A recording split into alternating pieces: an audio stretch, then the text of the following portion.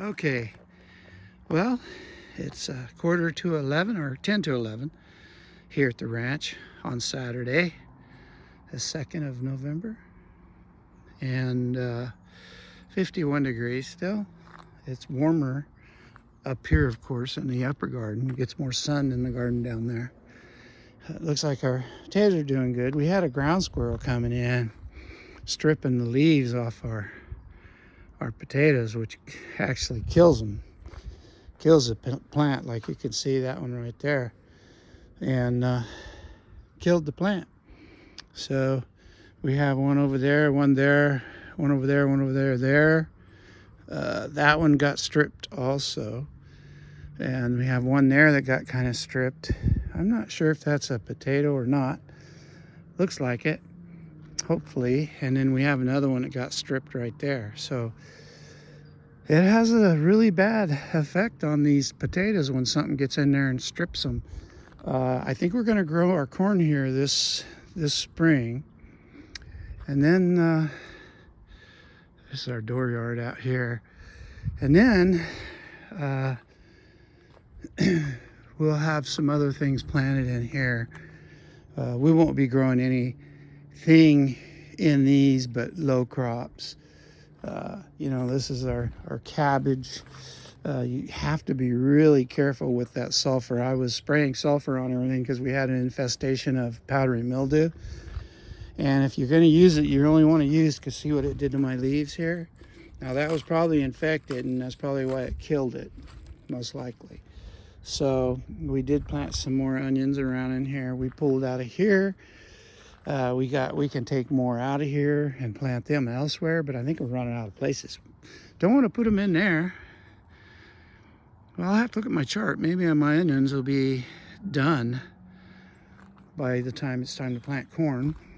We have been doing a succession gardening here.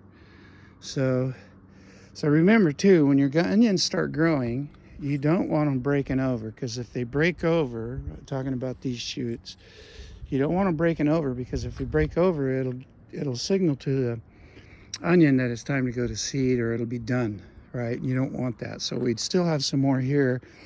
And one thing you want to do is when they really start taking off, prevent them from breaking over, is you just cut them off. Just cut them off. Cut them about midway up on the onion, and just cut them off. And I'll show you. I'm going to come out and trim these off probably in a couple of days. We'll see what this rain's going to do. I got to look at my chalkboard down there and see when's the last time I fertilized, because I want to fertilize every 2 weeks. 3 handfuls each round, right? And we want to get this stuff growing. Keep it going. This cabbage right here, this is the Chinese cabbage, Nozaki. And so we had a lot more in there, and I pulled them out because you're supposed to have 18 inches around. And then we have the kohlrabi here that is, I'm probably going to thin those out, but you can eat these leaves too. They're like a cabbage. So, and what do you think popped up in here? Now, I didn't plant none of this. This is mustard. Mustard grows prolific around here. I'm gonna pick out some of these beds around here and kind of plant in around the landscaping. I'm gonna plant some Jerusalem artichokes. I planted some in here, but I can't get them locally. I had to send off for them, and it was hot, and so sit in the mailbox down there and baked them. Yeah, so they didn't do any good. But I got plenty of space around here to grow things, right? I don't think I'll grow Jerusalem artichokes here, but maybe down there, and then we can plant. We put this little fig tree in. Was it last year? And then it went into shock, but it's coming back. And we're going to be cutting all this stuff down here soon too. It needs to be cut back.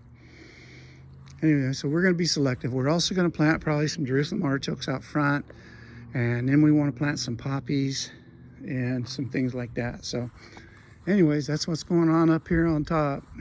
And I am gonna go out and shop here in a bit and weld up that trailer. It's not gonna be much of a trailer.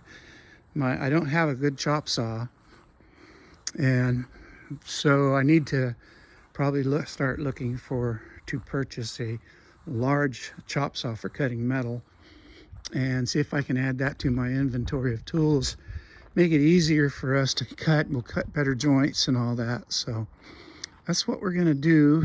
And otherwise we have too big of a gap, and I know how to close those gaps up, but I'm not concerned.